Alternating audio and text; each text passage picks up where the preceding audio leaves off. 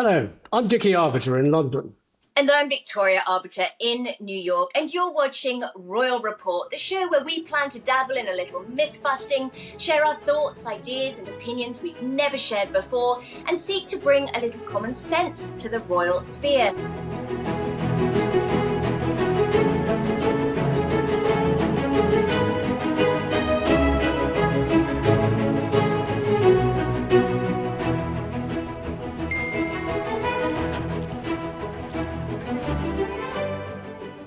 Now, this time of year brings with it two pretty significant anniversaries. The anniversary of the death of Diana, Princess of Wales, and the anniversary of the late Queen Elizabeth II, which resulted in the elevation of the former Duchess of Cambridge to Princess of Wales.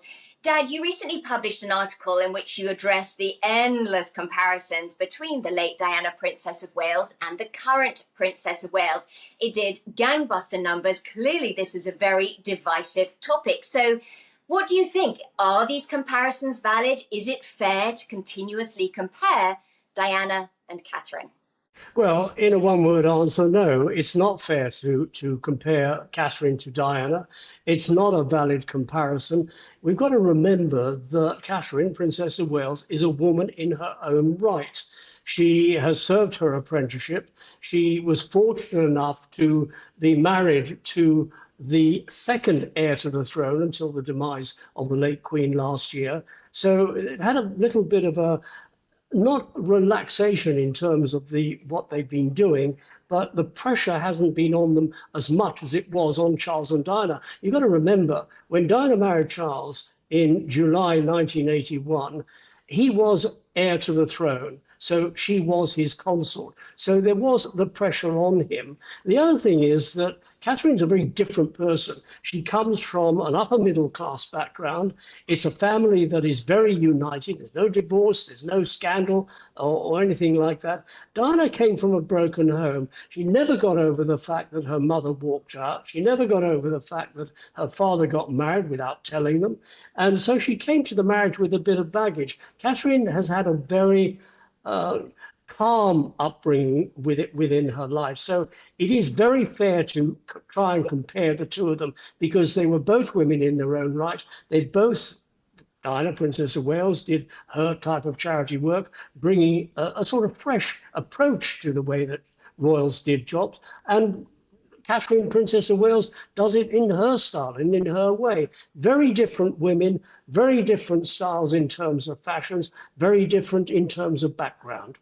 I think it's interesting, Dad, because as we're trying to discuss whether or not it's valid to make this comparison, we're kind of comparing. So Kate was brought up this way, Diana was brought up this way. But I think the most important point you just raised, and that people forget so often, is that Diana was married to the immediate heir to the throne. And so with that comes a level of expectation. She was expected to hit the ground running. She had to get right into the job.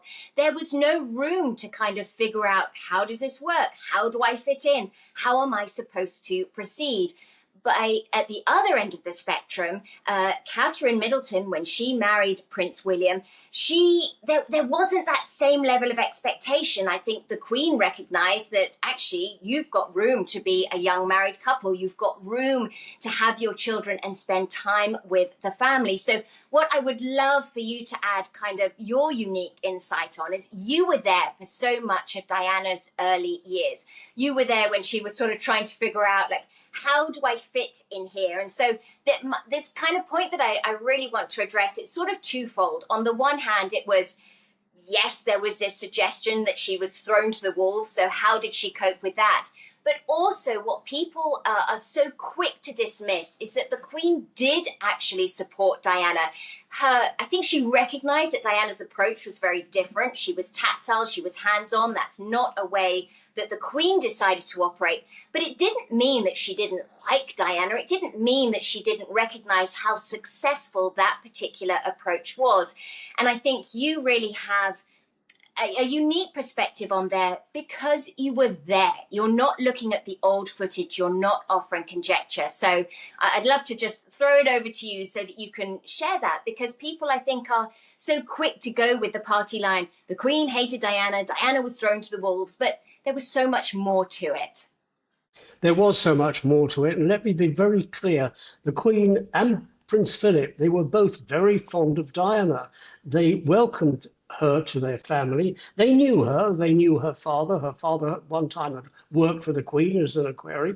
They were brought up, Diana brought up with her siblings on the Sandringham estate, so they weren't unknown. And Diana played with Prince Edward and Prince Andrew, so she was very much a known quantity. She was disappointed, not in Diana, but disappointed that Diana produced two terrific sons, but they didn't have the opportunity, and neither did the Queen nor Prince Philip have the opportunity of being a family, because the Queen was thrust into the job because firstly her father was ill, and then she came to the throne in 1952. Diana was married to the heir to the throne, and there was a job to be done. So Diana didn't have that quality time with the children. The only time she had was when they finished school in London, or when they were on school holidays, when they were at boarding school. Whereas Catherine and William, they've had that quality time. The pressure hasn't been on them from the time they were married until the demise of the Queen last year. For 11 years, they had the family opportunities that neither the Queen nor Prince Philip nor Charles and Diana had that opportunity. They were a family. They were able to do things with their children. They didn't go to theme parks. Theme parks never on the agenda. It was when William was a child with Diana. But as far as the Wales is concerned today, theme parks are not a non-event. That time will come, probably in due course, but they have had the quality time. Now the pressure is on them because now William is heir to the throne. It's a slightly different matter, but they've had those formative years with their children, so their children are very well adjusted, very used to having their parents around, whereas William and Harry weren't used to having their parents around, well, not under the same roof and not together at the same time unless they were going to school. So Diana had to compensate. And the way she compensated was throwing into her charities, throwing into her work. And this is something that she found very difficult because there was such an anticlimax when she left her job. She got into the car. I mean, I was in the car with her on a couple of occasions. She was absolutely exhausted. She gave her all when she was on her charitable work. And she was exhausted when she got into the car to go back to Kensington Palace.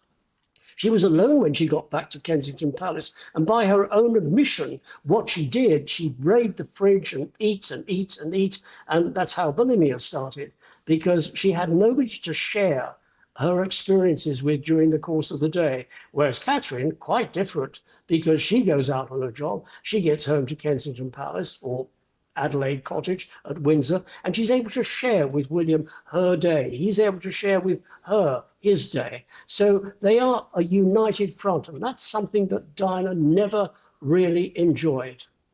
I think it's fair to say that any woman that marries into the royal family, it doesn't mean it's right, it's just what happens, but comparisons are kind of their cross to bear. But when Diana came along, there wasn't really anyone to compare her to. She kind of hit the scene. It had been many years, I think, gosh, if memory serves, Princess Margaret was the last big royal wedding prior to Diana marrying Charles. So, of course, when Diana came along, she was a breath of fresh air. Sarah, Duchess of York, was a breath of fresh air. Catherine got the same. Meghan Markle got the same. But I think because Diana came in and there had been this sort of big void, there hadn't been that dose of glamour, there hadn't been the glitz that really the press glommed onto her to such an extreme, and it must have been exhausting. But there's one story that I really love about the Queen that, again, people don't give her credit for. I think, gosh, it would have been quite soon after the wedding, and she called a meeting at Buckingham Palace for the editors of various tabloid newspapers, and the goal of the meeting was to tell everyone to just lay off and give Diana a little room. And yet, from that meeting in which the Queen really was trying to do whatever she could to help Diana, it just escalated things further. And it was soon after that Diana was photographed on holiday with Charles. There were then pictures in the newspapers of her in a bikini on holiday with the start of a baby bump. And I think then people recognise behind palace walls that if you try to address the problems, it just elevates them and escalates them further. And so there has been criticism that the Queen didn't do enough to help Diana, that she didn't do enough much later to help the Duchess of Sussex. So again, you were behind palace walls. What was it like, that kind of machine, when you were conscious that we could go out on a limb and ask everyone to back off, but that's just going to make them even hungrier? It's a very difficult problem to navigate. Interesting you raised that story when the Queen called down the editors of all the newspapers. In those days, I think there were about 11 or 12 national newspapers that you could get anywhere in the country with your cornflakes first thing in the morning. And she talked to one group of editors, I think it was the News of the World or the Daily Mirror, Sunday Mirror, and she raised the issue that she can't go out and do something without being followed by a swarm of photographers. And the editor said, well, send a flunky down to get it for her. And the Queen was very angry. I was there. I was accredited to the palace at the time as a court correspondent. And she looked at the editor and said, I've never heard anything so pompous in my life. And with that, she turned tail and walked away. She was quite angry over that. So it was a difficult situation. The media you've got to look at in the 1980s was a very different animal to what it is today. Firstly, you had a raft of correspondents. They were what we used to call in the business old lags. And they were after a story. And the more salacious and the more sensational the story on the front page with a headline, the more newspapers were sold. There was no competition. There was no internet. There was no 24-hour news. So the newspapers in those days, they had the run of the news empire. It's a different animal today. You've also got a different attitude towards photographers. You know, after Diana died in that Paris crash in 1997, there was a sort of complete revamp over the attitude towards paparazzi. And the newspapers' editors in the UK made a very firm commitment. They would not use paparazzi photographs of children. They also, a new code of conduct, and the new code of conduct made it very clear you're not allowed to photograph children under the age of 16 without parental consent. So that kind of work doesn't work on the continent. You get all sorts of invasions of privacy, but it certainly worked in the UK. And the UK didn't use paparazzi photographs. Take the time that Catherine was photographed sunbathing topless shortly after they got married. The British newspapers never used those photographs. Continental ones did. What there is, unfortunately, today is a growth industry in what they call royal experts. They're remembering or pulling up the interview that Diana did on BBC Panorama, and they're using all this as knowledge, claiming to be experts. You've got experts in France, you've got experts in America, you name it, there are experts all over the world that think they know about the British royal family, and they don't. They're not experts. And because they've got this mental picture of Diana, they've read about Diana, they're trying to make Catherine another Diana, and she's not. She was former Catherine Middleton. She is the Princess of Wales, one-time Duchess of Cambridge, and she is doing her own thing. She is carrying out engagements in her own right. She is supporting the monarchy in her own right. She is supporting her husband, and when he becomes king, she will support him too. She is not a Diana. She comes from an upper middle class background. Diana came from an aristocratic family, from a broken home. Nothing's broken in Catherine's home. So this comparison has got to stop. And also got to stop is journalists calling Catherine Kate Middleton. She's not Kate Middleton. Let's show a little bit of respect. Well, Dad, actually there, I think you raised one of the most important points. And the fact is, we have this media now that's not just the newspapers. It's 24-hour news. It's online news. It's online news in all of these countries around the world. So I feel like people use these endless comparisons. It's almost like fast food media. How can you fill a hole? And to that end, what I see all the time is Catherine wore this item of clothing as an ode to Diana, as a tribute to Diana. And they'll find all of these pictures where Catherine is wearing something that is vaguely similar. So, for example, last year at Royal Ascot, she was wearing a spotted dress, an Alessandra Rich dress, I believe it was. And some fashion editor went back into the archives and found a picture of Diana wearing a spotted dress. They failed to mention that the Queen wore spots, Princess Beatrice, Princess Eugenie, Princess Anne. I mean, you enter royals in dots on Google and you're going to get pictures of everybody. But it's this idea that Catherine is endlessly paying tribute to her late mother-in-law. And I suspect she has better things to do than trawl through the internet thinking, how can I pay tribute to my dead mother-in-law? But I think fashion is such a huge part of society. It is something that people get very excited about. It's particularly with Catherine, she has worn a lot of items of clothing that people can go to Zara and pick up, or to many of the other high street stores that Catherine has shopped at. So to some degree, it makes her accessible. But what I have noticed, while perceptions of women have changed, I suppose that the pressure has to some degree shifted. There is still this idea that that fashion drives so much. And where royal women have been very clever is they tend to dress to pay tribute to a host nation or a charity that they might be visiting. So, for example, when William and Kate went to Canada shortly after their wedding, Kate was wearing cream or light cream and white and red in tribute to the Canadian flag. Diana was obviously very good at that as well. The Queen was very good at that as well. And yet, these sorts of comparisons, I feel, do a tremendous disservice to the royal in question because, as you know, you were there, Diana hated being seen as a clothes horse. And to some degree, Catherine is viewed as a clothes horse as well because whatever she wears sells out. And so people are seeing dollar signs. They're seeing ways to make money off the back of what she's wearing. You're absolutely right. Diana was looked upon as a clothes horse. It went a little bit further about her hairstyle, the length of her dress, whether she bit her fingernails or had them manicured. But that's all history. That doesn't apply to the Princess of Wales today. Well, we're desperately trying to avoid comparisons. There is one that really sort of sticks out to me, and it's in our approach to these royal women. Diana shone a spotlight on AIDS, on landmines. She really got to the crux of nitty-gritty topics that royals before her hadn't been terribly comfortable to touch. Princess Margaret had been doing a lot on behalf of AIDS, but that work wasn't being covered in the press.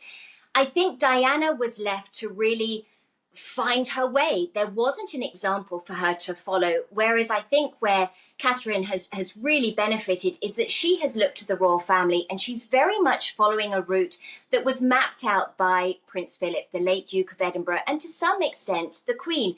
We don't know her likes and dislikes. We don't know her political leanings. And yet people feel like they know Catherine to some degree because she has shared her passion for photography, her passion for work with children, which again was quite similar to Diana, Princess of Wales.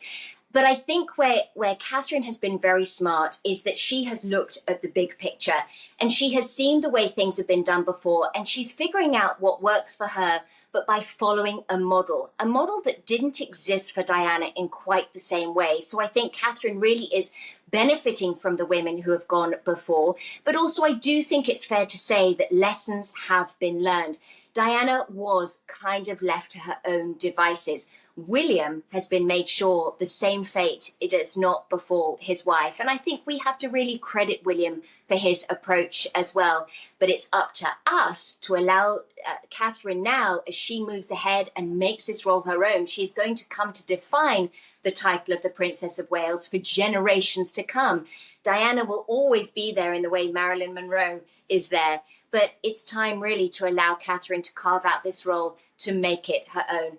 We would love to hear your thoughts, your opinions, your ideas. So please click subscribe, click like if indeed you like this. Please comment, but keep the comments positive. This is a platform in which we welcome opinions, but opinions and criticisms that are constructive. Let's have this dialogue. Let's enjoy this conversation. Many thanks for joining us. Questions, we'll give you answers. Comments, let them flow.